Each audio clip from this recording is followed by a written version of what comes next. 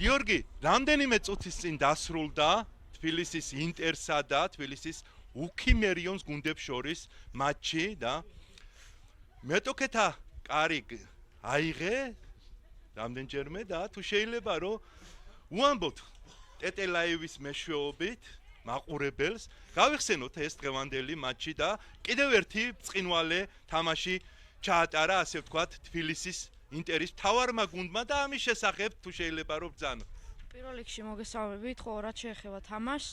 ჩვენი მეტოქე დაუჯაბნეთ, მაგრამ ერთი გოლი გავუშვით, ეს ჩვენი შეცდომა იყო და ამას გამოვასწორეთ, ვარჯიშებზეც და შემდეგ თამაშებზეც უფრო კარგად ვითამაშებთ და ვეცდებით უკეთესად და უკეთესად ვითამაშოთ ყოველ თამაში. დიახ, მეორე ტაიმში უფრო ამოქმედდა ინტერი კარგად, საფუძვლიანად, შინაარსიანად და მეტოქემ ხო ამ გოლებს ვერაფრით ვერ უპასუხა და თამაშითაც 1-3 თავით ჯობნიდა თბილისის ინტერი და აი რა იყო ამის მიზეზი რომ აი ასე ვთქვათ დაჯავნეთ მოწინააღმდეგეთ. დიახ, პირველ ტაიმში შედარებით დავიღალეთ და მეორე ტაიმში დასვენებული ფეხბურთელები შემოვიდნენ და უფრო დავჯავნეთ ახალი ენერგიებით.